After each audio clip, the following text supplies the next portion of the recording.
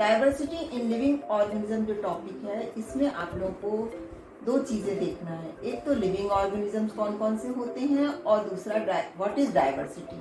तो living organisms दो प्रकार के हैं, जैसे कि प्लांट भी लिविंग है और जितने भी एनिमल्स हैं और ह्यूमन बींग्स हैं, ये सब भी लिविंग ऑर्गेनिज्म है। इनको दोनों को मिला के हम बोलते हैं फ्लोरा एंड फौना। और डाइवर्सिटी का मतलब है इनमें कितने प्रकार के वेरिएशन हमको देखने को मिलते हैं, और इन दोनों चीज़ों को मिला देते हैं तो हम बोलते हैं उसको बायोडाइवर्सिटी।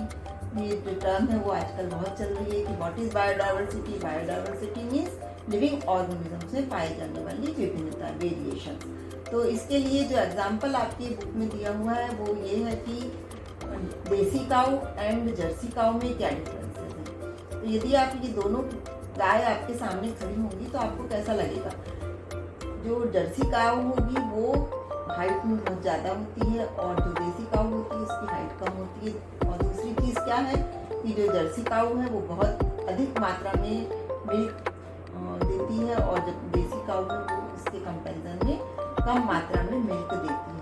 तो विभिन्नताओं को देखने के लिए आप आपस में भी देखोगे तो क्लास में जितने भी आपके स्टूडेंट्स हैं सभी की नाक अलग अलग है, सभी के बाल का कलर अलग अलग है, सभी की हाइट अलग अलग है। तो ये सब भी क्या आता है, वेरिएशंस में आता है। इस तरह से जो एक दूसरे से भिन्न होते हैं उनके कौन कौन से कैरेक्टर्स एक दूसरे से भिन्न है, उसके आधार पर हम पेड़ पौधों को या जंतुओं को आइडेंटिफाई करते हैं। तो आइडेंटिफिकेशन के लिए हम पेड़ पौधों और जंतुओं का यानी कि प्लांट्स और एनिमल्स का क्लासिफिकेशन करते हैं। तो what is the basis of classification.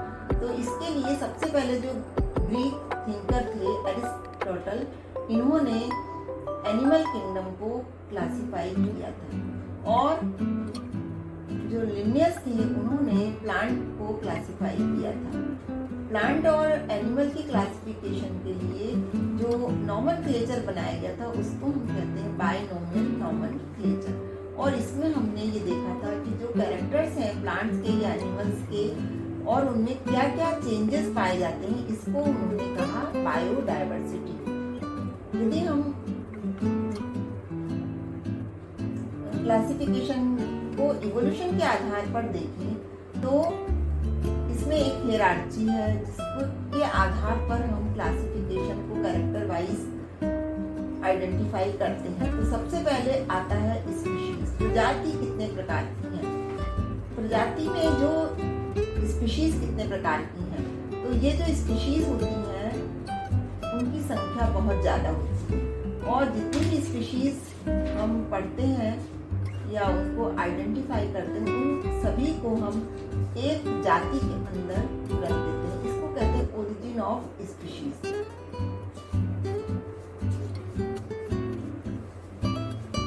Species इसको अर्नेस्ट हीकल ने 1894 में निकाला था, रॉबर्ट विटेकर ने 1969 और कार्ल बोस ने 1977 में सभी ऑल लिविंग बीइंग्स को क्लासिफाई करने का कोशिश की थी। और विटेकर के क्लासिफिकेशन को हम 5 किंगडम क्लासिफिकेशन कहते हैं। इसमें Monera, protista, fungi, Plantae and Animalia and ये जो क्लासिफिकेशन है वाइडली यूज्ड क्लासिफिकेशन है, और इसमें cell structure, mode of nutrition, body organisation, इन तीनों चीज़ों का ध्यान रखा गया है। तो जो हायरार्की ऑफ प्लांट क्लासिफिकेशन है वो सबसे पहले आप देख रहे हो कि स्पीशीज को एक ग्रुप में रखा है, उस ग्रुप को जीनस कहते हैं। फिर सभी प्रकार के जीनस को एक फैमिली में रखा है, उसे फैमिली कहते हैं। फिर जितनी भी फैमिलीज हैं उनको एक ऑर्डर में रखा है, और फिर उन सभी ऑर्डर को एक क्लास में रखा है, और फिर उन सभी क्लासेस को एक डिवीजन में रखा है। इसको बोलते हैं hierarchy of characteristics of plants and animal.